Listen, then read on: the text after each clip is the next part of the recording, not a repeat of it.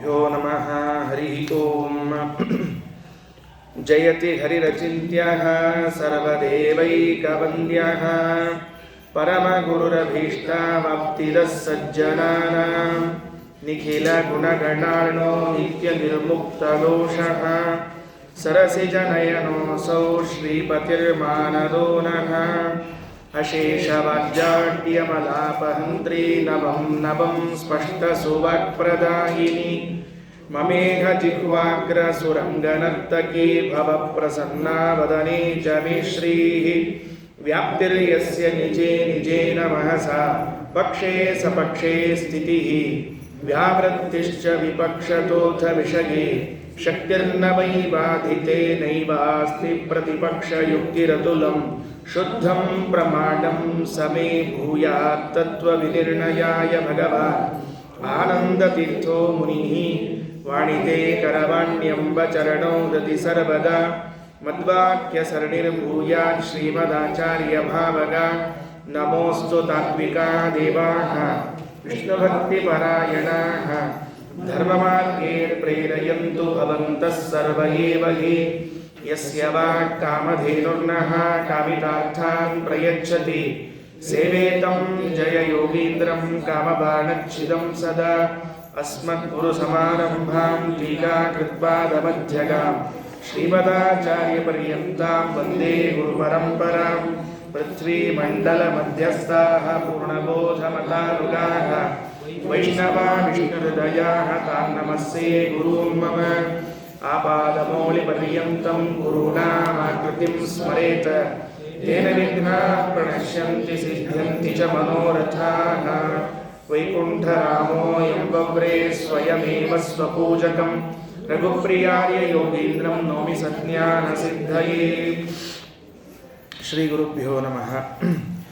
ಅಜಾಮಿಲಗಜಾಧಿಪದೃಪದಜಾಸ್ತ್ವಯಾ ಪಾಲಿತಾಸ್ತ್ವಹಂ ತವ ಭಟೋ ನ ಕಿಂ ಕಿಮವನೇ ಗತಂ ಪಾಟವಂ ಗುಡಾಮಹಿನಹೀತಿವಾ ರಘುಪತೆ ದಯಾಂ ನಾಚರಂ ಶಿಲಾಕಲುಷನಾಶನೇ ಕೃತಕಿಲಾಬಲಾಸಾಧನೆ. ಸ್ವಸ್ಥಸ್ತು. ವಿಷ್ಣು ಸ್ತುತಿಯಲ್ಲಿ ಸತ್ಯಸಂಧ ತೀರ್ಥರು ನಾನಾ ತರಹದ ಛಂದಸ್ಸುಗಳನ್ನು ಬಳಸ್ತಾ ಭಗವಂತನ ಗುಣಗಳನ್ನು ಬೇರೆ ಬೇರೆ ರೀತಿಯಿಂದ ತೋರಿಸಿಕೊಡ್ತಾ ಇದ್ದಾರೆ. ನಿನ್ನೆಯವರೆಗೆ ಭಗವಂತನಲ್ಲಿ ನಿನ್ನೆ ಕೊನೆಯಲ್ಲಿ ಕೇಳುವಾಗ ದೇವರಲ್ಲಿ ವಿರುದ್ಧವಾದ ಗುಣಗಳು ಹೇಗಿರ್ತದೆ ಅಂತನ್ನೋದು ನಮಗೆ ಸಂದೇಹವಿತ್ತು. ಯಾಕೆಂದರೆ ವೇದ ಹೇಳ್ತಿತ್ತು ಅಣೋರಣೀಯಾನ್ ಮಹತೋ ಮಹೀಯಾನ್ ಅಂತ ಹೇಳಿತ್ತು. ಅದು ನಂಬಲಿಕ್ಕೆ ಸಾಧ್ಯ ಆಗಲಿಲ್ಲ. ಯಾವಾಗ ನೀನು ಹಿರಣ್ಯಕಶಿಪುವಿನ ಮಗನಾದ ಪ್ರಹ್ಲಾದನ ಮೇಲೆ ಅನುಗ್ರಹ ಮಾಡಿದಿ, ಸತ್ಯಬೋಧ ಸ್ವಾಮಿಗಳ ವರಕುಮಾರರಾದ ನಮ್ಮೇಲೆ ನೀನು ಅನುಗ್ರಹ ಮಾಡಲಿಲ್ಲ, ಸತ್ಯ ಅಂತ ಅನ್ನಿಸ್ತು. ವಿರುದ್ಧ ಧರ್ಮಗಳು ನಿನ್ನಲ್ಲೆವ ಅಂತ ಅನ್ನೋದು ತಿಳಿದು ಬಂತು ನಮಗೆ ಅಂತ ಒಂದು ಮಾತು ಹೇಳಿದ್ರು. ಸ್ವಾಮಿಗಳೇ ಮತ್ತೊಂದು ಮಾತನ್ನು ಹೇಳ್ತಾರೆ ದೇವರ ಸ್ತೋತ್ರದಲ್ಲಿ. ಏನು ಪ್ರಾಯಶಃ ಹಿಂದಕ್ಕೆ ಅನೇಕ ಜನರನ್ನು ಉದ್ಧಾರ ಮಾಡಿ ಮಾಡಿ ಆ ಉದ್ಧಾರ ಮಾಡುವಿಕೆಯ ಒಂದೇನು ಶಕ್ತಿ ಇತ್ತಲ್ಲ, ಅದೇನು ಕ್ಷೀಣ ಆಗಿಬಿಟ್ಟಿದೆ ನಿನ್ನಲ್ಲಿ. ಕೆಲಸ ಭಾಳ ಮಾಡಿ ಮಾಡಿ ಮಾಡಿ ಮಾಡಿ ಕೊನೆಗೆ ಕ್ಷೀಣ ಆಗಿಬಿಟ್ಟಿರ್ತಾರೆ ಅಂತಂತಾರೆ. ರಾತ್ರಿ ಮಲಗೋ ಹೊತ್ತಿಗೆ ಇನ್ನೇನು ಉಳಿದಿರಂಗಿಲ್ಲ ಅಂತ. 70-80 ಆಗೋ ಹೊತ್ತಿಗೆ ಎಲ್ಲ ಮುಗಿದು ಹೋಯಿತು, ಸುಮ್ಮನೆ ಇದ್ದೀವಿ ಕಾಲ ತಳ್ತಿದ್ದೀವಿ ಅಂತಿರ್ತಾರಲ್ಲ. ಹಂಗೆ ನಿನ್ನಲ್ಲಿ ಶಕ್ತಿ ಮುಗಿದು ಹೋಗ್ಬಿಟ್ಟದೇನು? ಅಥವಾ ಶಕ್ತಿ ನಿನ್ನಲ್ಲಿ ಇದ್ರೂ ನಮ್ಮಲ್ಲಿ ಗುಣಗಳಿಲ್ವೇನು ಉದ್ಧಾರ ಮಾಡಬೇಕು ಅನ್ನುವಂಥದ್ದಕ್ಕೆ ಬೇಕಾದದ್ದು? ಅಜಾಮಿಲ ಗಜಾಧಿಪ ದೃಪದಜಾಸ್ತ್ವಯಾ ಪಾಲಿತಾ ಸ್ವಹಂ ತವ ಭಟೋ ನ ಕಿಂ ಕಿಮವನೇ ಗತಂ ಪಾಟವಂ ಗುಡಾಮಹಿನೀತಿವಾ ರಘುಪತೆ ದಯಾಂ ನಾಚರಃ ಶಿಲಾಕಲುಷನಾಶನೇ ಕೃತಕಿಲಾಬಲಾಸಾಧನಂ. ಅಜಾಮಿಳನನ್ನು ಉದ್ಧಾರ ಮಾಡಿದಿ, ಆವಾಗೆಲ್ಲಿ ಶಕ್ತಿ ಇತ್ತಪ್ಪ ನಿನ್ನ ಹತ್ರ? ಅಥವಾ ಆಗಿದ್ದ ಶಕ್ತಿ ಈಗಿಲ್ವ? ಅಜಾಮಿಳನನ್ನು ಉದ್ಧಾರ ಮಾಡಿದ್ದು, ಗಜಾಧಿಪನನ್ನು ಉದ್ಧಾರ ಮಾಡಿದ್ದು ಎರಡಲ್ಲೂ ಒಂದೇ ಮಂತ್ರ. ಇಬ್ಬರು ನಾರಾಯಣ ಅಂತೆ ಕೂಗಿದ್ರಿ. ನಾರಾಯಣ ಖಿಲ ಗುರೋ ಭಗವನ್ ನಮಸ್ತೆ. ಯಾರು ಹೇಳಿದ್ದನ್ನ? ಗಜೇಂದ್ರ ಹೇಳಿತ್ತು. ಇನ್ನು ಅವ ಅಜಾಮಿಳೇನು ಹೇಳಿದ? ಪುತ್ರಂ ನಾರಾಯಣಾಕ್ವಯಂ. ಇಬ್ಬರು ಸಹಿತ ಒಂದೇ ನಾಮವನ್ನು ಕೂಗಿದ್ರು. ಏನಂತ? ನಾರಾಯಣ ನಾರಾಯಣ ಅಂತ ಕೂಗಿದ್ರು. ಅಜಾಮಿಳನನ್ನು ಉದ್ಧಾರ ಮಾಡಿದಿ, ಗಜೇಂದ್ರನ ಉದ್ಧಾರ ಮಾಡಿದಿ, ದೃಪದಜ ದ್ರೌಪದಿ ದೇವಿಯನ್ನು ಉದ್ಧಾರ ಮಾಡ್ತಾ ಇದ್ದಿ. ಅವ್ರನ್ನೆಲ್ಲ ಉದ್ಧಾರ ಮಾಡುವಾಗ ನಿನಗೆ ಇತ್ತು ಶಕ್ತಿ, ಈಗ ನನಗೆ ಉದ್ಧಾರ ಮಾಡುವಾಗ ಇಲ್ವೇನು? ಏನು ಅಂಥದ್ದೇನಾಯ್ತು ನಿನಗೆ ಅಂತ ಕೇಳ್ತಾ ಇದ್ದಾರೆ. ಅಂದ್ರೆ ನಮ್ಮ ಅಗ್ದಿ ಉತ್ತರ ಕನ್ನಡ ಭಾಷೆದಾಗ ಹೇಳಿದ್ರೆ ವಯಸ್ಸಾತೆ ನಿನಗೆ ಅಂತ ಕೇಳಿದಂಗೆ ಅಷ್ಟ ಮತ್ತೇನಿಲ್ಲ. ಅಜಾಮಿಲ ಗಜಾಧಿಪ ದೃಪದಜಾಸ್ತ್ವಯ ಪಾಲಿತಾ ತ್ವಹಂ ತವ ಭಟೋ ನ ಕಿಂ ಕಿಮವನೇ ಗತಂ ಪಾಟವಂ ಗುಣಾಮಹಿನಹೀತಿ ವಾ ರಘುಪತೆ ದಯಂ ನಾಚರಃ ಶಿಲಾಕಲುಷನಾಶನೇ ಕೃತ ಕಿಲಾಬಲ ಸಾಧನಂ. ಇನ್ನೊಬ್ಬಳನ್ನು ಉದ್ಧಾರ ಮಾಡಿದಿ, ಈಗ ಗುಣ ಇಲ್ಲದೆ ಇದ್ದದ್ದು ವಸ್ತುವನ್ನು ದೃಷ್ಟಾಂತವಾಗಿ ಇಟ್ಕೋಬೇಕಲ್ಲ, ಯಾರನ್ನ ಇಟ್ಕೊಳ್ಬೇಕು? ಅಹಲ್ಯಾದೇವಿಯ ಕಥೆಯನ್ನು ದೃಷ್ಟಾಂತವಾಗಿ ಇಟ್ಟುಕೊಳ್ಳುತ್ತಾರೆ. ಅಲ್ಲಿ ಹೇಳಿದರು ಶಿಲಾ ಕಲುಷ ನಾಶನೇ. ಆ ಶಿಲಾ ಕಲುಷ ನಾಶನ, ಕಲ್ಲಾಗಿ ಕುಳಿತಿರುವಂತಹ ಅಹಲ್ಯೆಯ ದೋಷವನ್ನು ಪರಿಹಾರ ಮಾಡಿದೆ. ಅಲ್ಲೇನು ಭಾರಿ ಗುಣಗಳಿದ್ವೇನು? ಇಲ್ಲ, ಇವ್ರನ್ನ ಹೇಳ್ಬಹುದು ನೀನು. ಇಲ್ಲ, ಅಜಾಮಿಳನಲ್ಲಿ ಏನೋ ನಾರಾಯಣ ಅಂತ ಕೂಗಿದ, ಅಥವಾ ಗಜೇಂದ್ರ ಕೂಗಿದ, ದ್ರೌಪದಿ ದೇವಿ ಕೃಷ್ಣ ಅಂತ ಕೂಗಿದ್ಲು, ಇಲ್ಲೆಲ್ಲ ಒಂದು ಸ್ಮರಣೆಗೆ ಕಾರಣ ಇತ್ತು, ಅದಕ್ಕಾಗಿ ರಕ್ಷಣೆ ಮಾಡಿದ್ದೇವೆ ಅಂತ ಅನ್ನೋದಾದರೆ ಇಲ್ಲೆಲ್ಲಿದೆ? ಶಿಲಾ ಕಲುಷ ನಾಶನೇ ಕೃತ ಕಿಲಾಬಲ ಸಾಧನಂ. ಅಕೇನು ಸಾಧನ ಮಾಡಿದಪ್ಪ? ಕಲ್ಲಾಗಿ ಕೂತಿದ್ಲು, ಇನ್ನೇನು ಇದ್ದಿದ್ದಿಲ್ಲ. ವಾದರಾಜ ಸ್ವಾಮಿಗಳು ಇದನ್ನ ಎಷ್ಟು ಚಂದ ಉಪಯೋಗಿಸ್ಕೊಂಡಿರ್ಬೇಕ್ರಿ. ಇದನ್ನು ಯಾವ ಒಂದೇ ವಿಷಯ ಹೇಳಿ ನೋಡಂತ. ಆ ಭಗವಂತನ ಪಾದಧೂಳಿ ಸಂಪರ್ಕಕ್ಕೆ ಒಳಗಾಗಿ ಕಲ್ಲು ಹೆಣ್ಣಾಯಿತು ಅಂತನ್ನೋ ಒಂದು ಅಂಶವನ್ನು ಎಷ್ಟು ಕಡೆ ಹೇಳಿಕ್ಕೆ ಬರಬಹುದು? ನಮಗೇನಷ್ಟೇ ಅದು ಬಿಟ್ಟರೆ ಮುಗೀತು, ಮುಂದೆ ಹೋಗ್ಲಿಕ್ಕೆ ಬರೋದೇ ಇಲ್ಲ. ರಾಜರು ರುಕ್ಮಿಣೀಶ ವಿಜಯದಲ್ಲಿ ಒಂದು ಕಡೆ ಉಪಯೋಗಿಸ್ಕೊಳ್ತಾರೆ. ಹರಿಚರಣ ವಿಧೂರ ಕೋನು ಸಂಭಾಷಯೇನ್ನಹ. ಗೋಪಿಕಾ ಸ್ತ್ರೀಯರು ಕೃಷ್ಣನ ಹುಡುಕ್ತಾ ಹೋಗ್ತಿದ್ದಾರಂತೆ. ಕೃಷ್ಣ ಎಲ್ಲಿ ಹೋದ ಅಂತ, ನಮ್ಮನ್ನು ಬಿಟ್ಟು ಹೋಗ್ಬಿಟ್ಟ. ಮೊದಲಿಗೆ ಅವರಿಗೆ ಅಹಂಕಾರ ಬಂದಿತ್ತಂತೆ. ನಮ್ಮಷ್ಟು ಚಂದ ಯಾರಿದ್ದಾರೆ, ನಮ್ಮಷ್ಟು ಚಲವ ಯಾರಿದ್ದಾರೆ ಅಂತ. ಪ್ರತಿಯೊಬ್ಬರಿಗೂ ಹಿಂಗೆ ಬರ್ತಿರ್ತದ್ರಿ ಅಹಂಕಾರ. ಕರಡಿ ನೋಡ್ಕೊಂಡ್ಮೇಲೆ ಗೊತ್ತಾಗ್ತಿರ್ತದೆ ನಾವಲ್ಲ ಅಂತ ತಿಳ್ಕೊಂಡು ಹೇಳಿ. ಅದಕ್ಕೆ ಆ ಅಹಂಕಾರ ಬಂದು ನಾವೇ ಬಹಳ ಚಂದ ಅಂತ ಇದ್ದಾಗ ಕೃಷ್ಣ ಯಾವಾಗ ಕಣ್ಮರೆಯಾದ್ನೋ ಹಾಗೆ ಹುಡುಕ್ತಾ ಬಂದ್ರಂಥವು. ಎಲ್ಲಿ ಹೋದ ಕೃಷ್ಣ? ಅಲ್ಲ, ಈ ಕಾಲದಲ್ಲಿ ನಮ್ಮನ್ನು ಬಿಟ್ಟು ಹೋಗ್ತಾನಂದ್ರೆ ಅರ್ಥ ಏನು? ರಾತ್ರಿ ಹೊತ್ತಿನಲ್ಲಿ ಅವನು ಏನು ಧೈರ್ಯದ ಮೇಲೆ ಹೋದ ಅಂತ ಕೇಳಿದ್ರೆ ಅದಕ್ಕೆ ಒಬ್ಬಕಿ ಗೋಪಿ ಮಾತಾಡ್ತಾಳಂತ. ಏನು? ಆ ಭಗವಂತನ ಚರಣ ಕಮಲ ಧೂಳಿ ತನ್ವೀಂ ವಿಧಾತು. ಯಾವ ಭಗವಂತನ ಪಾದ ಧೂಳಿ ಕಲ್ಲಿಗೆ ಸ್ಪರ್ಶವಾದರೆ ಅದು ಒಂದು ಹೆಣ್ಣಾಗಿ ಹೋಗ್ಲಿಕ್ಕೆ ತಯಾರಿದೆಯೋ ಅಂಥವನಿಗೆ ನಮ್ಮಿಂದ ಏನಾಗಬೇಕಾಗಿದೆ ಅಂತ ಅಹಲ್ಯ ಉದ್ಧಾರದ ಕಥೆಯನ್ನ ಗೋಪಿಯರು ಹುಡುಕ್ತಾ ಇರುವಾಗ ಉಪಯೋಗಿಸ್ಕೊಳ್ತಾರೆ. ಕೃಷ್ಣ ಯಾಕೆ ಹೊರಟು ಹೋದ ಅಂದರೆ ಅವನ ಪಾದಧೂಳಿ ಸಂಪರ್ಕ ಆಯಿತು ಅಂದರೆ ಕಲ್ಲು ಕೂಡ ಹೆಣ್ಣಾಗಿ ಹೋಗ್ತದೆ ಅಂತ ನಮ್ಮನ್ನು ಯಾರು ಮಾತಾಡಿಸ್ತಾರೋ ಅಂತ ಅಲ್ಲಿ ಉಪಯೋಗಿಸ್ಕೊಂಡಿದ್ದ. ಒಬ್ಬರು ಆಚಾರ ಕಥೆ ಹೇಳಿಕತ್ತಿದ್ರು, ಭಾಳ ಚಂದ ಹೇಳಿಕತ್ತಿದ್ರು ರಾಮಾಯಣದ ಕಥೆ. ರಾಮ ಅಹಲ್ಯ ಉದ್ಧಾರ ಮಾಡಿಕೊಂಡು ಜನಕಪುರಿಗೆ ಬಂದಂತೆ ಮಿಥಿಲಾಪಟ್ಟಣಕ್ಕೆ ಬಂದಿದ್ದಾನೆ. ಇನ್ನೇನು ಊರೊಳಗೆ ಪ್ರವೇಶ ಮಾಡಬೇಕಾಗಿತ್ತು. ಊರಿನಾಗಿದ್ದ ಆಚಾರ ಅಷ್ಟು ಹೊರಗೆ ಬಂದು ನಿಂತಿದ್ರಂತ. ಯಾಕಂದ್ರೆ ರಾಮನ ಸ್ವಾಗತ ಮಾಡಬೇಕು ಅಂತಲ್ಲ, ಊರಿನಾಗಿನ ಆಚಾರ ಅಷ್ಟು ಹೊರಗೆ ಬಂದು ನಿಂತು ಒಂದೊಂದು ಕಲ್ಲು ಹಿಡ್ಕೊಂಡಿದ್ರಂತ, ದೊಡ್ಡ ಕಲ್ಲು ಹಿಡ್ಕೊಂಡಿದ್ರಂತ. ಅವ್ನು ವಿಶ್ವಾಮಿತ್ರರ ಮುಂದೆ ಹೊಂಟಿದ್ರು, ಮತ್ತು ಲಕ್ಷ್ಮಣ ಮುಂದೆ ಹೊಂಟಿದ್ದ, ರಾಮ ಹೊಂಟಿದ್ದ, ಕಲ್ಲು ಹಿಡ್ಕೊಂಡು ನಿಂತಿದ್ರಂತ. ಲಕ್ಷ್ಮಣ ಕೇಳಿದಂತ, ರಾಮ ನೋಡಪ್ಪ ಆಚಾರಗಳಿಗೆ ನಾವು ಊರಾಗ ಬರಬೇಕು ಅಂತ ಅದನ್ನೋ ಇಲ್ಲೋ ಒಂದು ಮಾತು ಕೇಳ್ಕೊಂಬ ಅಂದ್ರಂತ. ಯಾಕಣ್ಣ ಅಂತ ಕೇಳಿದಂತ. ನೋಡವು ಎಂತಿಂತ ಕಲ್ಲು ಹಿಡ್ಕೊಂಡಾರ, ಒಬ್ರಿಷ್ಟು ಇಂತಿಂತ ಕಲ್ಲು ಹಿಡ್ಕೊಂಡಾರ, ಹೋಗೋಣ ಬೇಡ ಕೇಳ್ಕೊಂಬಾರೋ ಮಹಾರಾಯನಂತ. ತಡಿ ಒಂದು ನಿಮಿಷ ಕೇಳ್ಕೊಂಬರ್ತೀನಿ ಅಂತ ಹೇಳಿ ಲಕ್ಷ್ಮಣ ಹತ್ತಿರ ಹೋದ್ನಂತ. ಅಷ್ಟು ಆಚಾರ ಮಾಡಲಿ ನಿಂತಿದ್ರಿ. ಏನು ಆಚಾರ ಮಾಡಲಿ, ಎಲ್ಲರ ಇಷ್ಟಿಷ್ಟು ಜುಟ್ಟು ಜನಿವಾರ ಏನು ಗೋಪಿಚಂದ್ರ ಹಂಗ ರಕ್ಷಣೆ ಎತ್ಕೊಂಡು ನಿಂತು ಬಿಟ್ಟಾರೆ. ಎಲ್ಲರ ಹೋಗಿ ಕೇಳಿದಂತ ಲಕ್ಷ್ಮಣ, ಅಲ್ಲ ನಮ್ಮಣ್ಣ ಒಳಗೆ ಬರಬೇಕು ನಿಮ್ಮ ಅಭಿಪ್ರಾಯದನೋ ಇಲ್ಲೋ ಅಂತ ಕೇಳಿದ್ದಂತ. ಅವ್ರ ಆಚಾರ ಅಷ್ಟರು ಒಂದೇ ಹೇಳಿದಂತ. ಒಳಗೆ ಹೋಗ್ಲಿಕ್ಕೆ ಏನು ಬೇಡ ಅಂದಿಲ್ಲ, ಹೋಗೋ ಕಾಲಕ್ಕೆ ರಾಮಚಂದ್ರ ಈ ಕಲ್ಲು ಒಂದೊಂದನ್ನು ತುಳು ಹೋಗಂತ ಹೇಳೋದಂತ. ಯಾಕ ಅವು ಕಲ್ಲು ತುಳ್ದಂಗೆ ಹೆಣ್ಣು ಆಗ್ತಾವ, ಆದಂಗೆ ನಾವು ಲಗ್ನ ಮಾಡ್ಕೋತೀವಿ ಅಂತ ಹೇಳಿದಂತೆ. ಯಾರೂ ಕನ್ಯಾ ಕೊಡ್ಬೇಕಾಗ್ಯಾರ ನಮಗರ, ಈ ಆಚಾರ ಮಂದಿಗೆ ಯಾರು ಕನ್ಯಾ ಕೊಡ್ಬೇಕ್ರಿ? ಕೇಳಿಕ್ ಹೋಗ್ರಿ, ಲಗ್ನಕ್ಕೆ ಬರ್ರಿ ಆಚಾರ, ನಿಮಗೇನು ಕನ್ಯಾ ಕೊಡ್ಬೇಕು? ಅದಕ್ಕೆ ಮತ್ತು ಅವ್ ಬೇಕಾದ್ರೆ ಬಂದು ತುಳಿದು ಒಂದು ಕನ್ಯಾ ಮಾಡಿ ಹೋಗ್ಲಿ ಅಂತ ಹೇಳಿದಂತ. ಅಂದ್ರೆ ದೇವರ ಪಾದಸ್ಪರ್ಶದಿಂದ ಅಷ್ಟು ಕಲ್ಲುಗಳೆಲ್ಲ ಹೆಣ್ಣಾಗಿ ಹೋಗಿದ್ರೆ ಸತ್ಯಸಂಧ ತೀರ್ಥರಂದ್ರು, ಅಜಾಮಿಲ ಗಜಾಧಿಪ ದೃಪದಜಸ್ತ್ವಯ ಪಾಲಿತಾ ತ್ವಹಂ ತವ ಭಟೋ ನ ಕಿಮವನೇ ಗತಂ ಪಾಟವಂ ಗುಣಾಮಹಿನಹೀತಿ ವಾ ರಘುಪತೆ ದಯಾಂ ನಾಚರಃ ಶಿಲಾಕಲುಷ ನಾಶನೇ ಕೃತ ಕಿಲಾಬಲ ಸಾಧನಂ.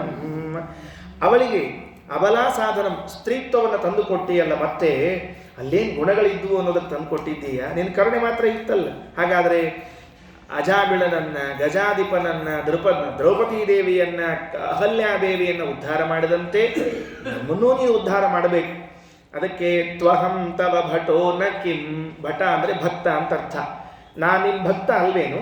ವ್ಯಾಖ್ಯಾನಕಾರ ಹಾಗೆ ಮಾಡ್ತಾರೆ, ಭಟ ಅಂದರೆ ಸೇವಕ, ಭಕ್ತ ಅಂತ ಅರ್ಥ.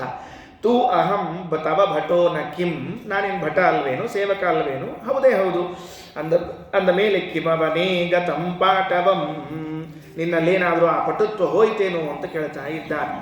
ಇದಾದ ಮೇಲೆ 24ನೇ ಶ್ಲೋಕ 48 ಶ್ಲೋಕ ಇದೆ.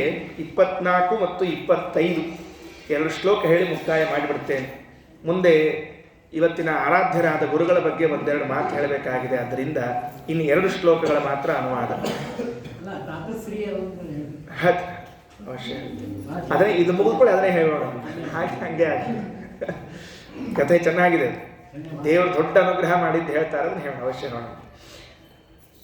ಮಹಾಭಾರತ ತಾತ್ಪರ್ಯ ನಿರ್ಣಯದಲ್ಲಿ ಬಂದ ಒಂದು ಕಥೆ, ಮೂಲತಃ ಮಹಾಭಾರತದಲ್ಲಿ ಇದ್ದದ್ದು.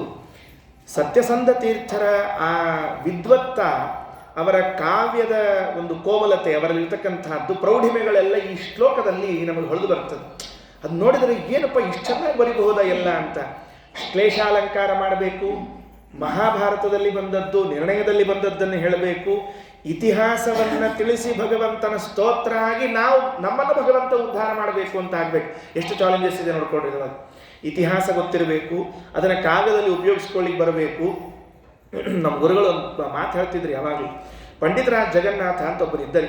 ಆತನಷ್ಟು ಮಹಾಪಂಡಿತ ಇನ್ಯಾರು ಇಲ್ಲವೇ ಇಲ್ಲ. ಅವನೇ ಗಂಗಾಲಹರಿ ಬರೆದದ್ದು. ಅವನು ಹೇಳ್ತಾನೆ, ಕಾವ್ಯೇಶು ಕೋಮಲಧಿಯ ವಯಮೇವ ನಾನ್ಯೇ, ತರ್ಕೇಶು ಕರ್ಕಶಧಿಯ ವಯಮೇವ ನಾನ್ಯೇ. ಎರಡೂ ನಮ್ಮದೇ ಕಡೆ ಇದೆ ಅಂತಾನೆ. ಕಾವ್ಯದಲ್ಲಿ ಕೋಮಲ ಬುದ್ಧಿ ಬೇಕು, ಅದಕ್ಕೆ ನಾವೇ. ತರ್ಕದಲ್ಲಿ ಕರ್ಕಶ ಬುದ್ಧಿ ಬೇಕು, ಅದಕ್ಕೆ ನಾವೇ. ಕಾವ್ಯೇಶು ಕೋಮಲ ಧಿಯೋ ವಯಮೇವ ನಾನ್ಯೇ, ತರ್ಕೇಶು ಕರ್ಕಶ ಧಿಯೋ ವಯಮೇವ ನಾನ್ಯೇ. ಅವನು ಶ್ಲೋಕ ಮಾಡಿದರೆ ಎದುರಿಗಿದ್ದವರೆಲ್ಲ ಓಡ ಹೋಗ್ಬಿಡ್ಬೇಕಂತ, ಅಂಥ ಅದ್ಭುತವಾದ ಪಂಡಿತ. ಹಾಗೆ ಯಾಕೆ ನೆನಪಂಥ ಮಾತು ಅಂದರೆ, ಸತ್ಯಸಂಧ ತೀರ್ಥರ ಈ ಶ್ಲೋಕ ಓದಿದಾಗ ಆ ಇತಿಹಾಸವನ್ನು ಉಪಯೋಗಿಸಿಕೊಂಡು ಶ್ಲೋಕ ಮಾಡಿ ಅದರಲ್ಲಿ ಭಗವಂತನ ಸ್ತೋತ್ರವನ್ನು ಮಾಡಬೇಕಲ್ಲ, ಇದರಲ್ಲಿ ತುಂಬ ಆಶ್ಚರ್ಯ. ಮಹಾಭಿಷಗ ಭೂತ್ಪುರ ಜಲನಿಧಿರ್ವಿಧೇರಾಜ್ಞಯ ನಿಜಾಪಕಣ ಮಾತನಾದಪಘನೆ ತಥಾ ಶಂತನು ಕುತೋಲ ಸಮತಿರ್ಥ ಭವ ಭವಾಮಹೇ ತ್ವಂ ಮಹಾ ಭಿಷಗ್ವಪುಷಿ ನೇಕ್ಷಿಪಂ ಸ್ತವ ಹಿ ಶಂಬರಂ ಶಂತನು. ಭೀಷ್ಮಾಚಾರ್ಯರ ತಂದೆ ಕಥೆಯನ್ನು ಆಚಾರ್ಯರು ತಾತ್ಪರ್ಯದಲ್ಲಿ ನಿರೂಪ ಮಾಡ್ತಾ ಒಂದು ಮಾತು ಹೇಳುತ್ತಾ, ಯಾರು ಭೀಷ್ಮಾಚಾರ್ಯರ ತಂದೆ? ಶಂತನು ಅಂತ. ಮೂಲತಃ ಆ ಹೆಸರು ಶಂತನು ಅಷ್ಟೇ. ಯಾವ ದೇವತೆಯ ಅವತಾರ ಅಂತ ಕೇಳಿದ್ರೆ ವರುಣನ ಅವತಾರ ಅಂತ. ವರುಣ ಶಂತನುವಾಗಿ ಹುಟ್ಟುವಕ್ಕಿಂತ ಮೊದಲೊಂದು ಅವತಾರ ಎತ್ತಿದ್ದ ಮಹಾಭಿಷಕ್ ಅಂತ ಹೆಸರು. ವರುಣನಿಗೆ ಪ್ರಾರಬ್ಧಕ್ಕೆ ಅನುಗುಣವಾಗಿ ಮಹಾಭಿಷಕ್ ಎಂಬ ರಾಜ ಹಾಗೂ ಶಂತನು ಎಂಬ ರಾಜನಾಗಿ 2 ಬಾರಿ ಅವತಾರ ಉಂಟು. ಅದು ಎರಡಕ್ಕೂ ಹಿನ್ನೆಲೆ ಒಂದು ಹೀಗಿದೆ. ಪರ್ವಣಿ ಘೂರ್ಣಿತೋಬ್ಧಿಹಿ ಅಂತ ಒಂದು ಶಬ್ದ ಹೇಳ್ತಾ, ಈ ಕಲ್ಕತ್ತಾದಿಂದ ಮುಂದೆ ಹೋಗುವಾಗ ಗಂಗಾಸಾಗರ ಸಂಗಮ ಅಂತ ಬರ್ತದೆ. ಯಾರಾದರೂ ಹೋಗಿದ್ದಿದ್ರೆ ಗೊತ್ತಾಗತ್ತೆ. ಬಹಳ ಬಹಳ ಸುಂದರವಾದ ಭಾಗ. ಆ ಗಂಗಾಸಾಗರ ಸಂಗಮದ ಪ್ರದೇಶದಲ್ಲಿ ಗಂಗೆ ಹೋಗಿ ಸಾಗರಕ್ಕೆ ಸೇರಿಕೊಳ್ತಾಳೆ. ಅದಕ್ಕೆ ಗಂಗಾಸಾಗರ ಸಂಗಮ ಅಂತ ವ್ಯವಹಾರ. ಹೋಗಿ ಸೇರಿಕೊಳ್ತಾಳೆ. ಹಾಗೆ ಸೇರಿಕೊಂಡಾಗ ಒಂದು ಪ್ರಸಂಗ ಆಯಿತಂತೆ. ಒಂದು ಪೂರ್ಣಿಮಾ, ಹುಣ್ಣಿಮೆಯ ದಿವಸ ಈ ಸಾಗರ ಉಕ್ಕೆ ಏರಿ ಬರ್ತದಂತೆ. ಹುಣ್ಣಿಮೆ ಅಮಾವಾಸ್ಯ ಬಂದರೆಲ್ಲ ಉಕ್ಕೆ, ವಿಶೇಷವಾಗಿ ಹುಣ್ಣಿಮೆ ದಿವಸ ಉಕ್ಕೆ ಇರ್ತದಂತೆ. ಅದಕ್ಕೆ ಒಬ್ಬ ಕವಿ ಕೇಳ್ತಾರಂತೆ, ಏನಪ್ಪ ಸಾಗರ, ಹುಣ್ಣಿಮೆ ಬಂದಾಗೆಲ್ಲ ಉಕ್ಕೆ ಇರ್ತೀಯಲ್ಲ, ಏನು ವಿಶೇಷ ನಿಂಗೆ ಅಂತ ಕೇಳಿದ್ದಂತೆ. ಸಾಗರಕ್ಕೆ ಪ್ರಶ್ನೆ ಕೇಳಿದ್ದಂಥವು. ಅವನು ಎಲ್ಲಿ ಸಮನ್ವಯ ಮಾಡಬೇಕಾಗಿತ್ತು ಅಂದರೆ, ಲೋಕದಲ್ಲಿ ತಂದೆ ಮಕ್ಕಳ ಬಾಂಧವ್ಯ ಹೇಗಿರ್ತದೆ ಅಂತ ಸಮನ್ವಯ ಮಾಡಬೇಕಾಗಿತ್ತು. ಅದಕ್ಕೆ ಪ್ರಶ್ನೆ ಕೇಳಿದ ಅವನು, ಯಾಕೆ ನೀನು ಪ್ರತಿ ಬಾರಿ ಹುಣ್ಣಿಮೆ ಬಂದಾಗ ಉಕ್ಕೇರಿ ಬರ್ತೀ ಅಂತ. ಯಾಕೆ ಅಂದರೆ, ಸಾಗರದಿಂದ ಹುಟ್ಟಿದವನೇ ಚಂದ್ರ. ಯಾವತ್ತು ಚಂದ್ರ ಪೂರ್ಣಿಮನಾಗಿ ಕಾಣ್ತಾನಲ್ಲ, ಅವತ್ತು ನನ್ನ ಮಗ ಕಾಣಿಸಿದ ಅಂತ ಉಕ್ಕೇರ್ತಾನಂತೆ. ಅದಕ್ಕೆ ತಂದೆ ಮಕ್ಕಳ ಬಾಂಧವ್ಯ ಹೀಗಿರ್ತದೆ ಅಂತ ತೋರಿಸಿಕೊಟ್ಟಿದ್ದಾರೆ. ಕೇಳಿದ್ರು, ಅವತ್ತು ಹುಣ್ಣಿಮೆ ಬಂದಿತ್ತು, ಒಳ್ಳೆ ಉಕ್ಕೇರಿ ಬರ್ತಾ ಇದೆ ಸಮುದ್ರ. ಹೋಗಿ ಗಂಗೆ ಸೇರಿಬಿಟ್ಲು. ಗಂಗೆ ಸೇರಿದಾಗ ಗಂಗಾ ಮತ್ತು ಇದು ಸಾಗರ ಎರಡೂ ಸೇರಿಕೊಂಡು ಅಲ್ಲಿ ಸರಿಯಾಗಿ ಆ ಕಾಲಕ್ಕೆ ಬ್ರಹ್ಮದೇವರು ಸಂಧ್ಯಾವಂದನೆಗೆ ಬಂದಿದ್ರಂತೆ. ಬ್ರಹ್ಮದೇವರು ಆವಾಗ ಸಂಧ್ಯಾವಂದನೆಗೆ ಅಲ್ಲೆಲ್ಲಿ ಬರ್ತಿದ್ರಂತ. ಅಂದರೆ ಅವಾಗ ಸಂಧ್ಯಾವಂದನೆ ಮಾಡ್ತಿದ್ರು ಅಂತ ತಿಳ್ಕೋಬಾರದು. ಕೆಲವು ಹಾಗೆ ತಿಳ್ಕೊಂಡಿರ್ತಾರೆ, ಅವಾಗ ಸಂಧ್ಯಾವಂದನೆ ಮಾಡ್ತಿರ್ತಾರೆ, ಉಳು ಹೊತ್ತನೆ ಬಿಟ್ಟಿರ್ತಾರೆ, ಹಿಂಗರ್ಥ ಅಲ್ಲ. ಅದಕ್ಕೆ ನಿತ್ಯ ಮನೆಯಲ್ಲಿ ಮಾಡ್ತಾರಂತೆ. ಭಾಗವತದ ಒಂದು ತುಂಬ ಅಪರೂಪದ ವ್ಯಾಖ್ಯಾನ ಇದೆ. ಆ ವ್ಯಾಖ್ಯಾನದ ಅಡಿಯಲ್ಲಿ ಹೇಳುವಾಗ ಒಂದು ಮಾತು ಬರ್ತದೆ. ಆಕಾಶಗಂಗೆ ಏನು ಕೆಳಗೆ ಬಿದ್ದಲ್ಲ, ಅಲಕನಂದ, ಭದ್ರಾ, ಸೀತಾ, ಚಕ್ಷು ಅಂತ 4 ಭಾಗವಾಗಿ ಹರಿದ್ಲಂತೆ ಗಂಗಾ. ಅದರಲ್ಲಿ ಅಲಕನಂದ ನಮ್ಮ ದೇಶಕ್ಕೆ ಬಂದಿದ್ದಾಳೆ, ಭಾರತಕ್ಕೆ. ಭದ್ರಾ ಬೇರೆ ಕಡೆಗೆ, ಚಕ್ಷು ಬೇರೆ ಕಡೆಗೆ ಹರಿದಿದ್ದಾಳೆ. ಅದು ಚೀನಾದಲ್ಲೂ ಬೇರೆ ಕಡೆ ಎಲ್ಲೂ ಹರಿದಿದೆ ಅಂತ ಇತಿಹಾಸ ಹೇಳ್ತದೆ. ಆ ಸೀತಾ ಅನ್ನುವಂತಹ ಒಂದೇ ಒಂದು ಕವಲು, ಒಂದೇ ಒಂದು ಬ್ರಾಂಚ್ ಎಲ್ಲಿ ಹೋಯಿತು ಅಂತ ಕೇಳಿದ್ರೆ, ಮೇರು ಪರ್ವತದ ಮೇಲಿರುವ ಬ್ರಹ್ಮದೇವರ ಮನೆ ಅಂಗಳದಲ್ಲಿ ಹರಿತಾ ಇದೆ ಅಂತ. ಯಾಕೆ ಹರಿತಾ ಇದೆ ಅಂತ ಕೇಳಿದ್ರೆ, ಬ್ರಹ್ಮದೇವರು ಸಂಧ್ಯಾವಂದನೆ ಮಾಡುವಾಗ ಈ ನೀರು ಉಪಯೋಗಿಸ್ಕೊಳ್ಳೋದು ಬೇಡ, ಭಗವಂತನ ಪಾದೋದಕವನ್ನೇ ಉಪಯೋಗಿಸ್ಕೊಳ್ಳಿ ಅಂತ ನೀರು ಹರಿತಾ ಇದೆ ಅಂತೇಳಿ ಸೀತಾ ಅನ್ನುವಂಥದ್ದು. ಅಂದ ಮೇಲೆ ಅವ್ರು ನಿತ್ಯದಲ್ಲೂ ಗಂಗಾ ನದಿ ನೀರು ತಗೊಂಡೇ ಮಾತಾಡ್ತಾರೆ. ನಾವು ನಿತ್ಯದಲ್ಲಿ ಗಂಗಾಜಲ ತಗೊಂಡೇ ಸಂಧ್ಯಾವನೆ ಮಾಡ್ತೀವಿ. ಗಂಗಾಜಲ ಅಂದರೆ ಸಿಂಟೆಕ್ಸ್ ಅಂತ ಅರ್ಥ ಮೇಲಿಂದ. ಆ ಗಂಗಾಜಲ ತಗೊಂಡೇ ನಾವು ಸಂಧ್ಯಾವನೆ ಮಾಡ್ತೀವಿ, ಅವರು ಗಂಗಾಜಲದಿಂದಲೇ ಮಾಡ್ತಾರೆ. ಆ ಗಂಗಾ ನದಿ ನೀರಿಗೆ ಸಂಧ್ಯಾವನೆ ಮಾಡಬೇಕು ಅಂತ ಬಂದಾಗ ಉಕ್ಕೇರಿ ಬಂತಂತೆ. ಬಂದಾಗ ನೀರು ಸಿಡಿತು ಬ್ರಹ್ಮದೇವರಿಗೆ. ನೀರು ಸಿಡಿದ್ರೆ ಮೈಲಿಗೆ ಆಯಿತು. ಎಷ್ಟು ವಿಚಿತ್ರ ನೋಡ್ರಿ, ಮೈಲಿಗೆ ಆಯ್ತಲ್ಲ. ನಮ್ಮ ಗುರುಗಳು ಒಂದು ಚಾಸ್ತಿ ಮಾಡ್ತಿರ್ಬೇಕು ಅವಾಗ, ಮಡಿ ಪವರ್ಫುಲ್ಲು ಮೈಲಿಗೆ ಪವರ್ಫುಲ್ಲು ಹೇಳು ಅನ್ಬೇಕು ನಂಗೆ ಆಚಾರ. ನಾ ಅಂದೆ ಮಡಿ ಜಾಸ್ತಿ ಅಲ್ಲೇನ್ರಿ ಆಚಾರ, ಯಾಕಂದ್ರೆ ಎಲ್ಲ ಮಡಿ ಅಂದರೆ ಭಾರಿ ಇರ್ತದೆ. ನಮ್ಮ ಆಚಾರ ಮಡಿ ಪವರ್ಫುಲ್ ಅಲ್ಲಪ್ಪ, ಶಕ್ತಿಯುತವಾದದ್ದಲ್ಲ. ಮಡಿ ಆಗ್ಬೇಕಾದ್ರೆ 10 ಕೊಡ ಸ್ನಾನ ಮಾಡಬೇಕು, ಮೈಲಿಗೆ ಆಗ್ಬೇಕಾದ್ರೆ 1 ಹನಿ ಸಾಕು. 1 ಹನಿ ಸಿಡಿಸಿದ್ರೆ ಮೈಲಿಗೆ ಆಗ್ಬಿಡ್ತಾರೆ, ಮುಗಿದು ಹೋದ ಕೆಲಸ. ಮಡಿ ಜಾಸ್ತಿನೋ ಮೈಲಿಗೆ ಜಾಸ್ತಿನೋ, ಮೈಲಿಗೆ ಜಾಸ್ತಿ. ಹಾಗಾಗಿ ಆ ನೀರು ಸಿಡಿತಂತ. ನೀರು ಸಿಡಿತು ಅನ್ನುವುದಕ್ಕೆ ಎಷ್ಟು ಚಂದಾದ ಮಾತು. ಸತ್ಯಸಂಧ ತೀರ್ಥರ ಮಾತು ಓದಿದಾಗಲೇನೆ ಅಲ್ಲಿ ಅಂಶ ಸ್ಪಷ್ಟ ಆಗ್ತದೆ. ಏನು? ಮಹಾಭಿಷಗ ಭೂತ್ಪುರ ಜಲ ನಿಧಿರ್ವಿಧೇರಾಜ್ಞಯ ನಿಜಾಪಕಣ ಪಾತನಾದಪಘನೆ ತಥಾ ಶಂತನು ಕುತೋಲಸಮತಿರ್ವೃಥಾ ಭವ ಭವಾಮಹೇ ತ್ವಂ ಮಹಾ ಭಿಷಗ್ವಪುಷಿಮೇ ಕ್ಷಿಪಂ ಸ್ತವ ಹಿ ಶಂಬರಂ ಶಂತನು. ಮಹಾಭಿಷಗಭೂತ್ ಅದ್ರ ಮುಂದೇನೋ ಶಾಪ ಗೀಪ ಆಯ್ತುಬಿಡ್ರಿ. ಅಲ್ರಿ ಆಚಾರ, ನೀರು ಸಿಡಿದ್ರೆ ಮೈಲಿಗೆ ಯಾಕೆ ಆಗ್ಬೇಕ್ರಿ ಆಚಾರ? ಏನೇನು ಸೇರ್ಲಿಕ್ಕತ್ತದ? ಗಂಗಾ ಸಾಗರ ಸೇರ್ಲಿಕ್ಕತ್ತದ. ಸೇರೋ ಹೊತ್ತಿನೊಳಗೆ ನೀರು ಸಿಡಿದ್ರೆ, ಗಂಗಾ ನದಿ ನೀರು ಸಿಡಿದ್ರೆ ಮಡಿ ಆಗ್ತದ ತಿರುಗಿ ಕೇಳಿದ್ರೆ. ಯಾಕಂದ್ರೆ ನಾವು ನಿತ್ಯ ಸ್ನಾನ ಮಾಡೋ ಕಾಲಕ್ಕೆ ಪ್ಲಾಸ್ಟಿಕ್ ಬಕೆಟ್ನಾಗ ಗಂಗಾ ಗಂಗೇತಿ ಒಬ್ರೂಯಾತ್, ಅದು ಗಂಗಾದಾಗವಲ್ರಿ, ಪ್ಲಾಸ್ಟಿಕ್ ಬಕೆಟ್ನಾಗ ಅಷ್ಟು ಹೇಳಿದ್ರೆ ಮಡಿ ಆಗ್ತದೆ ಅಂತ ಹೇಳೋರು. ಸಿಡಿದ್ರೆ ಏನು ಗಂಟೆ ಹೋಗ್ತಿತ್ತು? ಅದಕ್ಕೆ ಸತ್ಯಸಂಧ ತೀರ್ಥರಂದ್ರು, ನೀರು ಸಿಡಿದದ್ದು ಗಂಗಾದ್ದಲ್ಲ, ಮತ್ತೆ ಯಾರ್ದು? ವರುಣಂದು. ಸಮುದ್ರದ ನೀರು, ಉಪ್ಪು ನೀರು, ಅದು ಸಿಡಿದ್ರೆ ಮೇಲಿಗೆ ಆಗೇ ಆಗ್ತದೆ ಅಂತ ತಿಳ್ಕೊಂಡು ಹೇಳ್ತಾರೆ. ಮಹಾಭಿಷಗ ಭೂತ್ಪುರ ಜಲ ನಿಧಿರ್ವಿಧೇರಾಜ್ಞಯ ನಿಜಾಪಕಣ ಪಾತನಾದಪಗಣೇ ತಥಾ ಶಂತನು ಕುತೋಲಸಮತಿರ್ವೃಥಾ ಭವ ಭವಾಮಹೇ ತ್ವಂ ಮಹಾ ಭಿಷಗ್ವಪುಷಿಮೇ ಕ್ಷಿಪಂ ಸ್ತವ ಹಿ ಶಂಬರಂ ಶಂತನು. ಹೇಳಿದ್ರು. ಅವ ಏನಾಯಿತು? ನೀರು ಸಿಡಿದ ಕೂಡಲೇ ಬ್ರಹ್ಮದೇವರು ಶಾಪ ಹಾಕಿದ್ರಂತೆ. ಏನು ಹಾಕಿದರು? ನೀನು ಮೊದಲನೇ ಜನ್ಮ ಮಹಾಭಿಷಕ್ ಎಂಬ ಹೆಸರಿನಿಂದ ಹುಟ್ಟು ಅಂತ. ಅವಾಗೇ ಇನ್ನೊಂದು ಶಾಪ ಅಡ್ವಾನ್ಸ್ ಅಂತ ಇರ್ತದೆ ನೋಡ್ರಿ. ಅಡ್ವಾನ್ಸ್ ಬುಕ್ಕಿಂಗ್ ಅಂತಿರಂಗಿಲ್ಲ, ಹಂಗೆ ಅಡ್ವಾನ್ಸ್ ಒಂದು ಶಾಪ. ಈ ಅಡ್ವಾನ್ಸ್ ಶಾಪ ಏನು ಅಂದರೆ, ಮೊದಲು ಮಹಾಭಿಷಕ್ ಅಂತ ಹುಟ್ಟಿಬಿಡು, ಅಲ್ಲಿ ಹುಟ್ಟಿದಾಗಲೂ ಒಂದು ತಪ್ಪು ಮಾಡ್ತೀಯ, ಆವಾಗ ಶಂತನು ಆಗಿ ಹುಟ್ಟು ಅಂತ ಬ್ರಹ್ಮದೇವರು ಮೊದಲೇ ಹೇಳಿಬಿಟ್ರಂತೆ. ಈ ಸರ್ವಜ್ಞರು ಅನ್ನೋದಕ್ಕೆ ಇದು ದೃಷ್ಟಾಂತರ. ಇದೆಲ್ಲ ಮುಂದೆ ಇನ್ನೊಂದು ಜನ್ಮ ಬರ್ತದೆ, ಮುಂದೆ ಇನ್ನೊಂದು ತಪ್ಪು ಮಾಡ್ತಾನೆ ಅಂತ ಗೊತ್ತಿದ್ದೇ ಮೊದಲೇ ಶಾಪ ಹಾಕಿಬಿಟ್ರಂತೆ. ಅದು ಪ್ರಾರಬ್ಧ ಅವರದ್ದು. ಯಾಕೆ ಅಂದರೆ ಸಂಚಿತ ಆಗಾಮಿ ಕರ್ಮಗಳು ಲೇಪ ಇಲ್ಲ ಆದ್ದರಿಂದಾಗಿ, ಒಂದು ನಾಶ ಒಂದು ಲೇಪ ಇಲ್ಲ ಆದ್ದರಿಂದಾಗಿ ಕೇವಲ ಪ್ರಾರಬ್ಧ ಉಳಿದ್ರಿಂದ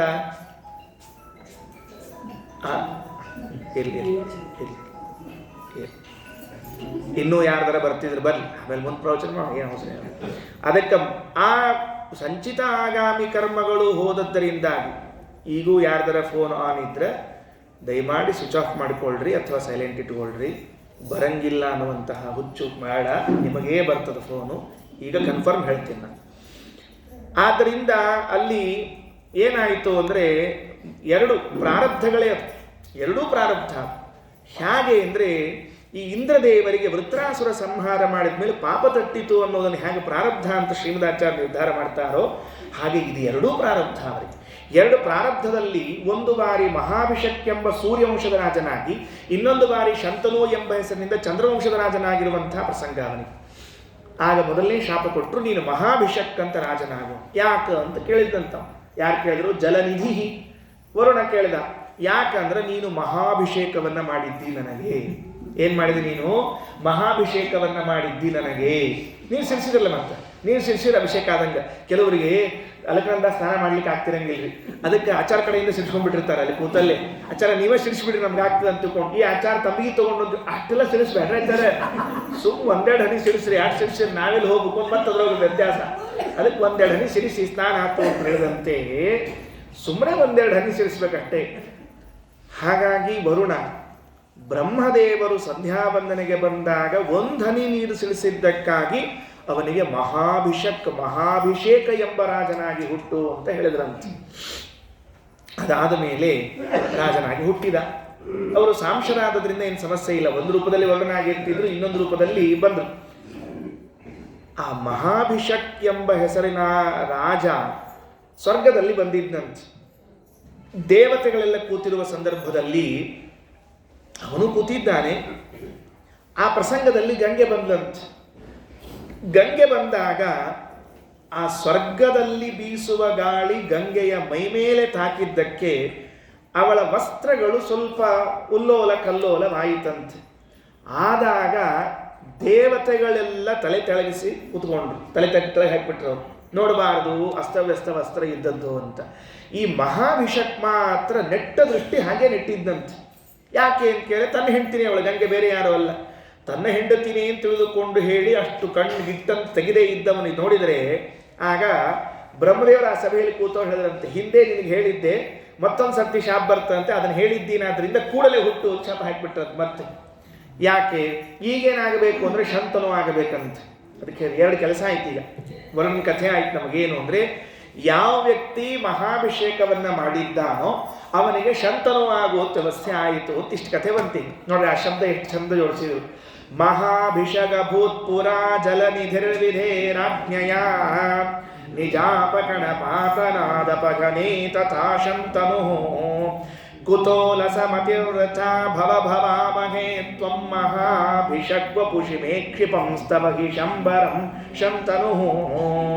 ಹಾಗಾಗಿ ಶಬ್ದಾರ್ಥ ಹೀಗೆ, ಮಹಾಭಿಷಕ್ ಅಭೂತ್, ಮಹಾಭಿಷಕ್ ಎಂಬ ಹೆಸರಿನ ರಾಜನಾದ, ಪುರ ಹಿಂದಕ್ಕೆ, ಜಲನಿಧಿ ವರುಣ, ವಿಧೇರಾಜ್ಞೆಯ ಬ್ರಹ್ಮದೇವರ ಆಜ್ಞೆಯಿಂದ, ನಿಜಾಪಕಣಪಾತನ ತನ್ನ ನೀರನ್ನು ಸಿಲಿಸಿದ್ರಿಂದ, ಎಲ್ಲಿ ಅಪಘನ ಅಂದರೆ ಶರೀರ ಅಂತ ಅರ್ಥ, ಶರೀರದ ಮೇಲೆ ನೀರು ಸಿಲಿಸಿದ್ದರಿಂದ, ತಥಾ ಅದೇ ರೀತಿಯಾಗಿ ಶಂತನು ಮತ್ತೇನಾಗಿದ್ದಾನೆ ಅಂದರೆ ಶಂತನು ಎಂಬ ಹೆಸರಿನಿಂದ ರಾಜನಾಗಿ ಬಂದಿದ್ದಾನಂತೆ.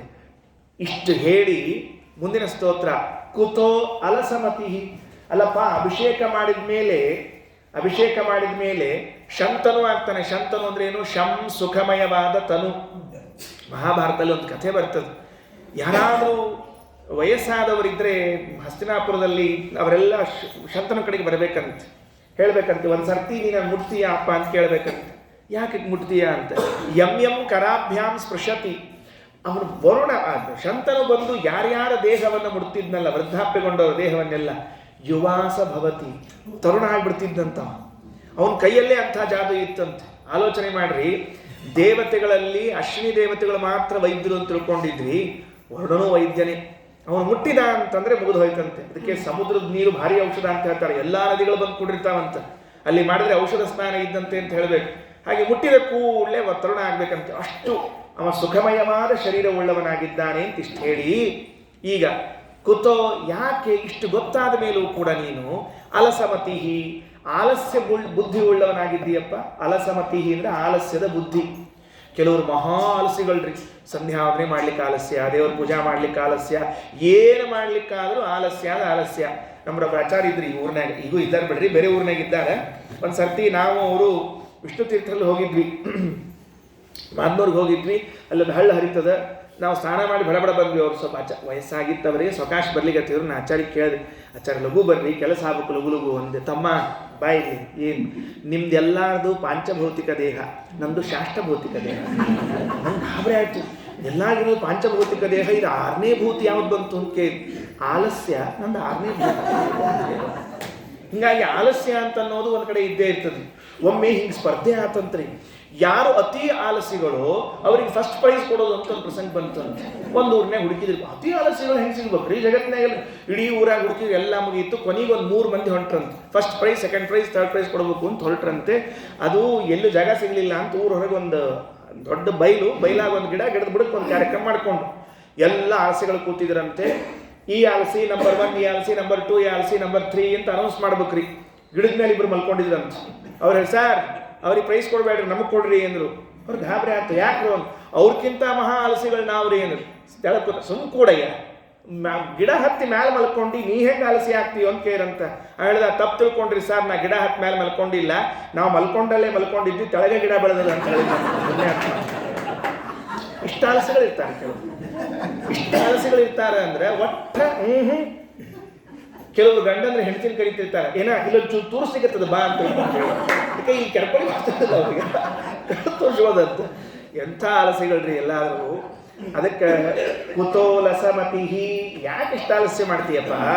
ಮಹಾಭಿಷಗ ಭೂತ್ಪುರ ಜಲನಿಧಿರ್ವಿಧೇರಾಜ್ಞಯ ನಿಜಾಪಕಣ ಪಾತನಾದಪಗನೇ ತಥಾ ಶಂತನು ಕುತೋಲಸಮತಿರ್ವೃಥ ಭವ ಭವಾಮಹೇ ತ್ವಂ ಮಹಾಭಿಷಗ್ವಪುಷಿ ಮೇ ಕ್ಷಿಪಂ ಸ್ತಬಹಿ ಶಂಬರಂ ಶಂತನು. ಆಲಸ್ಯ ಉಳ್ಳವನಾಗಬೇಡ, ಬೇಗನೆ ಆಲಸ್ಯ ಉಳ್ಳವನಾಗಬೇಡ, ಬೇಗನೆ ಏನು ಮಾಡ್ಬೇಕು ನೀನು? ಭವಾಮಹೇ ತ್ವಂ, ನೀನು ಈ ಸಂಸಾರವೆಂಬ ರೋಗ ಓಡಿಸುವ ವಿಷಯದಲ್ಲಿ ಮಹಾಭಿಷಕ್, ನಾನು ದೊಡ್ಡ ವೈದ್ಯ. ನೋಡ್ರಿ, ಆ ಮಹಾಭಿಷಕ್ ಅನ್ನುವ ಶಬ್ದ ಒಬ್ಬ ರಾಜನಿಗೆ ಹೆಸರು ಹೌದು.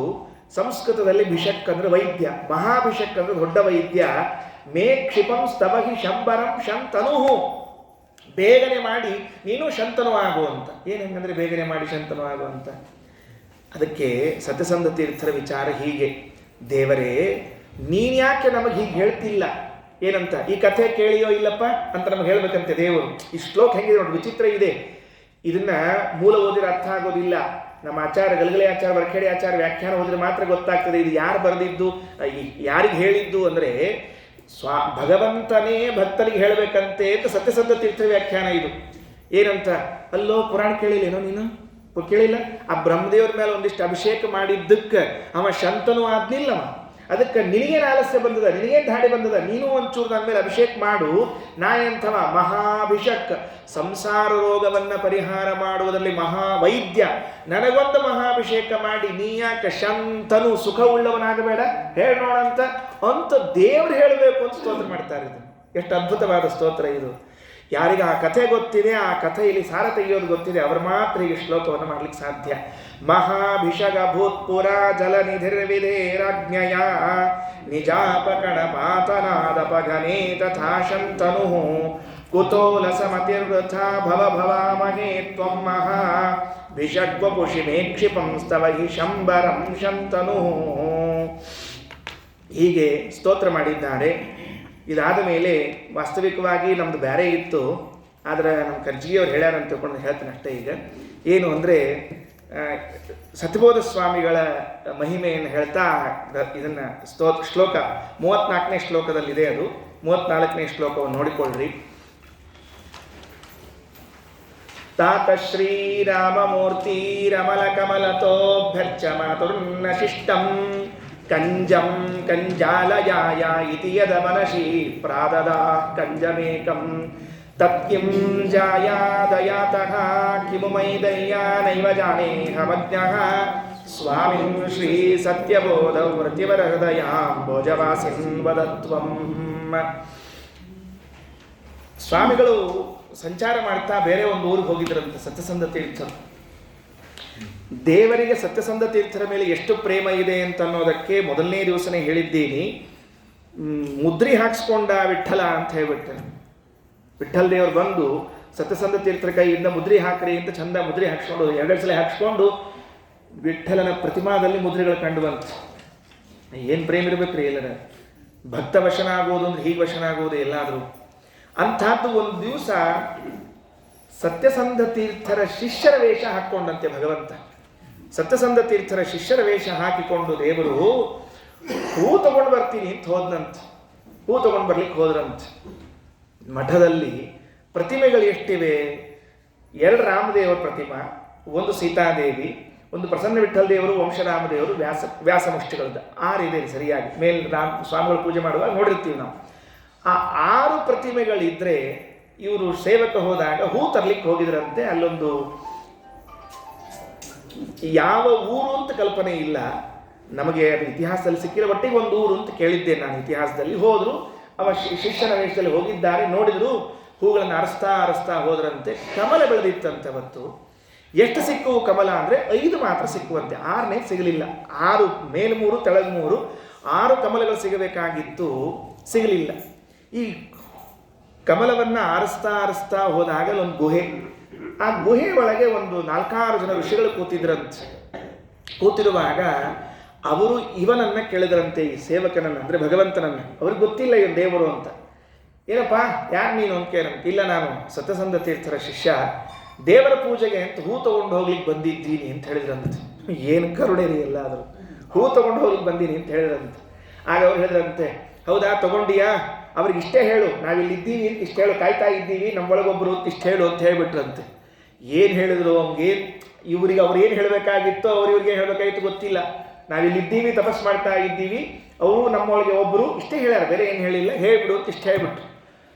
ಹೂ ತೊಗೊಂಡು ಬಂದ ದೇವರು ಹೂವನ್ನು ಸ್ವಾಮಿಗಳ ಮುಂದೆ ಇಟ್ಟು, ಹೀಗೆ ಹೋಗಿದ್ದೆ ಹೂ ತರಲಿಕ್ಕೆ, ಅದೇನೋ ನೀವು ಅವರೊಳಗೊಬ್ಬರಂತೆ ಹೀಗಂತೆ, ನಮಗೇನು ಅರ್ಥ ಆಗಲಿಲ್ಲ ಸ್ವಾಮಿ ಅಂತ ಹೂ ಇಟ್ಬಿಟ್ಟು ಹೋಗಿಬಿಟ್ಟು. ಅವರಿಗೆ ಆಶ್ಚರ್ಯ ಸ್ವಾಮಿಗಳಿಗೆ, ಇವು ಯಾವ ಮಠದಾಗ, ಎಲ್ಲಿ ಮಠದಾಗ ಬಂದಿವ ಇವು ಯಾವ ಮಠದಾಗ? ಯಾಕಂದ್ರೆ ಈ ಮಠದಾಗಿದ್ದವ್ರ ಮುಖ ಗೊತ್ತಿರ್ತದೆ, ಯಾಕಂದ್ರೆ ದಿವಸ ಬೆಳಿಗ್ಗೆ ಅವ್ರ ಮುಖ ನೋಡಕ್ಕಾಗ್ತಿರ್ತದೆ, ಬೇರೆ ಇರೋದೇ ಇಲ್ಲ. ಈ ಯಾರಪ್ಪ ಇವರು ಅಂತ ಚಿಂತೆ. ಸ್ವಾಮಿಗಳೇ ಅವ್ ಹೂ ಕಮಲ ತೊಗೊಂಡು ಹೋಗಿ ನೋಡು, ಎಲ್ಲಿ ಹೋಗು ಮಠದಾಗ ಹೂ ಇಟ್ಟು ದೇವ್ರು ಹೋಗ್ಬಿಟ್ಟು ತಿರುಗಿ ಅವನು ಇಲ್ಲ ಯಾರು ಬಂದಿದ್ರಪ್ಪ ಅಂತ ಆಲೋಚನೆ ಮಾಡ್ತಾ ಹಾಗೆಯೇ ಪೂಜೆ ಕೂತಿದ್ದಾರೆ. ಪಾತ್ರೆಯಲ್ಲಿದ್ದ ಕಮಲದ ಹೂಗಳನ್ನು ತೆಗೆದುಕೊಂಡು ಒಂದೊಂದೇ ಇರಿಸ್ತಾ ಬಂದ್ರಂತ. ಒಂದು ದಿಗ್ವಿಜಯ ರಾಮದೇವರ ಮೇಲೆ, ಒಂದು ಮೂಲ ರಾಮದೇವರ ಮೇಲೆ, ಒಂದು ಸೀತಾದೇವಿ ಮೇಲೆ ಏರಿಸೋ ಹಂಗಿಲ್ಲ. ಕೆಳಗಡೆಗೆ 3 ಮಂದಿ, ಅದು ಪ್ರಸನ್ನ ವಿಠ್ಠಲ ದೇವರು, ವ್ಯಾಸಮುಷ್ಟಿಗಳು, ವಂಶರಾಮದೇವರು ಏರಿಸಿಬಿಟ್ರು. ಏರಿಸಿದ್ಮೇಲೆ ಸರಿಯಾಗಿ ಒಂದು ಹೂ ಕಡಿಮೆ ಬಿತ್ತು. ಯಾರಿಗೆ ಬಿತ್ತು ಅಂದ್ರೆ ಸೀತಾದೇವಿಗೆ ಒಂದು ಹೂ ಕಡಿಮೆ ಬಿತ್ತಂತ. ಆ ಸೀತಾದೇವಿಗೆ ಒಂದು ಹೂ ಕಡಿಮೆ ಬಿದ್ದಾಗ ಕೂಡಲೇ ಸ್ತೋತ್ರ ಮಾಡಿದ್ರಂತ. ಈ ಸ್ತೋತ್ರ ಅದು ಬಂದ ಮೇಲೆ ಸ್ತೋತ್ರವೋ ಸ್ತೋತ್ರ ಆದ್ಮೇಲೆ ಬಂದದ್ದು ಬಹಳ ವಿಚಿತ್ರ. ಅದು ಏನು ಸ್ತೋತ್ರ ಆಯಿತು? ತಾತ ಶ್ರೀರಾಮಮೂರ್ತಿ ರಮಲ ಕಮಲತೋಭ್ಯರ್ಚ ಮಾತುರ್ನ ಶಿಷ್ಟಂ ಕಂಜಂ ಕಂಜಾಲಯಾಯ ಇತಿ ಯದ ಮನಶಿ ಪ್ರಾರದ ಕಂಜಮೇಕಂ ತತ್ಕಿಂ ಜಾಯಾದಯಾತಃ ಕಿಮು ಮೈ ದಯ್ಯಾ ನೈವ ಜಾನೇಹಮಜ್ಞಃ ಸ್ವಾಮಿನ್ ಶ್ರೀ ಸತ್ಯಬೋಧ ವೃತಿವರ ಹೃದಯ ಭೋಜವಾಸಿನ್ ವದತ್ವಂ. ಒಂದು ಹೂ ಕಡಿಮೆ ಬಿತ್ತಲ್ಲ ಸೀತೆಗೆ ಅಂತ ಮನಸ್ಸಿನಲ್ಲಿ ಅಂದುಕೊಂಡು, ಅಮ್ಮನಿಗೊಂದು ಹೂ ಇದ್ರೆ ಎಷ್ಟು ಚೆನ್ನಾಗಿರ್ತಿತ್ತಲ್ಲ ಅಂತ ಅನ್ಕೊಳ್ತಿದ್ದಾರಂತೆ. ಆ ಕೂಡಲೇ ರಾಮದೇವರಿಗೆ ಏರಿಸಿದ ಹೂ ಕೆಳಗೆ ಬಿತ್ತಂತೆ ಟಕ್ಕಂತ ಹೇಳಿ. ಇವ್ರು ಅನ್ಕೊಳ್ತಿದ್ರಷ್ಟೇ, ಅಯ್ಯೋ ಸೀತಾದೇವಿಗೊಂದು ಹೂ ಇದ್ರೆ ಚೆನ್ನಾಗಿರ್ತಿತ್ತಲ್ಲ ಅಂತ ಅಂದುಕೊಳ್ಳುವಾಗ ಒಂದು ಹೂ ಕೆಳಗೆ ಬಿತ್ತಂತೆ. ತೆಳಗೆ ಅದು ಇವರು ಏರಿಸಿದ್ದು, ಆ ಏರಿಸಿದ್ದು ತಾನಾಗಿಯೇ ತೆಳಗೆ ಉಳ್ಳಿ ಇವ್ರ ಕೈಗೆ ಬಂತು, ಪೂಜೆಗೆ ಮತ್ತೆ ಏರಿಸುವಂತೆ. ಆಗ ಕೈಯಲ್ಲಿ ಹಿಡ್ಕೊಂಡು ಈ ಹುಳು ಹಿಡ್ಕೊಂಡು ಕೇಳಿದ್ರಂತೆ, ತಾತ ಶ್ರೀರಾಮಮೂರ್ತಿ ಅಮಲ ಕಮಲತೋ ಭರ್ಚ ಮಾತುರ್ನ ಶಿಷ್ಟಂ ಕಂಜಂ ಕಂಜಾಲಯಾಯ ಇತಿ ಯದ ಮನಶಿ ಪ್ರಾದದ ಕಂಜಮೇಕಂ ತತ್ಕಿಂ ಜಾಯಾದಯಾತಃ. ಯಾಕಪ್ಪ ಹೂ ಕೊಟ್ಟಿ? ಏನು ಹೆಂಡತಿ ಮೇಲೆ ಭಾರಿ ಪ್ರೇಮ? ಸ್ವಾಮಿಗಳು ಕೇಳ್ಬೋದ್ರಿ, ಹಿಂಗೆ ನಾವು ಕೇಳಿದ್ರೆ ಬಡಿಸ್ಕೋತೀವಿ ಮಂದಿಗೆ. ಹೆಂಗೆ ಕೇಳಿದ್ರು ನೋಡಿ ಸ್ವಾಮಿಗಳು, ತತ್ಕಿಂ ಜಾಯಾದಯಾತಃ. ಏನು ನಿನ್ನ ಹೆಂಡತಿ ಮೇಲೆ ಪ್ರೇಮೋ? ಕಿಮು ಮೈ ದಯೆಯ, ಏನು ನನ್ನ ಮೇಲೆ ದಯನೋ? ತತ್ಕಿಂ ಜಾಯಾದಯಾತಃ ಕಿಮು ಮೈ ದಯೆಯ ನೈವ ಜಾನೇಹಮಜ್ಞಃ ಸ್ವಾಮಿನ್ ಶ್ರೀ ಸತ್ಯಬೋಧ ವ್ರತಿವರ ಹೃದಯಾಂ ಭೋಜವಾಸಿನ್ ವದತ್ವಂ. ಸತ್ಯಬೋಧ ಸ್ವಾಮಿಗಳ ಹೃದಯದಲ್ಲಿ ವಾಸ ಮಾಡುವ ರಾಮಚಂದ್ರ, ನೀನೇ ಉತ್ತರ ಹೇಳಪ್ಪ ಇದಕ್ಕೆ ಅಂತ ಆ ಶ್ಲೋಕವನ್ನು ಮುಕ್ತಾಯ ಮಾಡ್ತಾ ಇದ್ದಾರೆ. ಎಷ್ಟು ದೇವರು ಅವ್ರ ಮೇಲೆ ಅನುಗ್ರಹ ಮಾಡಿರಬೇಕು. ಸೀತೆಗೆ ಒಂದು ಹೂ ಉಳಿಲಿಲ್ಲಲ್ಲ ಅಂತ ಚಿಂತೆ ಮಾಡ್ತಾ ಇದ್ರೆ ದೇವರು ತಾನು ಹಾಕಿಕೊಂಡಿರೋ ಹೂವನ್ನು, ತಾನು ಏರಿಸಿಕೊಂಡಿರೋ ಹೂವನ್ನೇ ಕೊಟ್ಟು ಇದನ್ನು ಪೂಜೆ ಮಾಡಿಕೊಂಡು ಈಗ ನಿರ್ಮಾಲ್ಯ ಆಯ್ತು. ಈಗ ಅದು ಹಿಂಗಾಗಿ ಏರಿಸ್ಲಿಕ್ಕೆ ಬರ್ತದೆ, ಏನು ಸಮಸ್ಯೆ ಇಲ್ಲ. ಹಾಗೆ ಏರಿಸಿದ್ರು ಅಂತ ಆ ಶ್ಲೋಕದ ತಾತ್ಪರ್ಯ. ತುಂಬ ದೀರ್ಘವಾದದ್ದು, 24 ಶ್ಲೋಕ ಮಾತ್ರ ಆಯಿತು. ಇದೊಂದು ಮಂಗಳದ ಶ್ಲೋಕ. ಸತ್ಯಬೋಧ ಸ್ವಾಮಿಗಳ ಅಂತರ್ಗತನಾಗಿರುವಂತಹ ಪರಮಾತ್ಮನ ಸ್ಮರಣೆಯನ್ನು ಮಾಡ್ತಾ ಇಲ್ಲಿಗೆ ನಾವು ಸದ್ಯಕ್ಕೆ ಇವತ್ತು ಮಂಗಳವನ್ನು ಮಾಡಿ ಮುಕ್ತಾಯ ಮಾಡೋಣ. ಮತ್ತೆ ಸತ್ಯಸಂಧ ತೀರ್ಥರೇ ಅನುಗ್ರಹ ಮಾಡಿ ಮುಂದಿನ ಶ್ಲೋಕಗಳನ್ನು ಯಾವಾಗ ಹೇಳಿಸ್ತಾರೋ ಆವಾಗ ಅವುಗಳನ್ನು ಹೇಳೋಣ ಅಂತ ಇಟ್ಟುಕೊಂಡು ಇಲ್ಲಿಗೆ ಮುಕ್ತಾಯ ಮಾಡ್ತಾ ಇದ್ದೇನೆ. ಶ್ರೀಕೃಷ್ಣ ಅರ್ಪಣಮಸ್ತು. ಇನ್ನು ಮುಂದೆ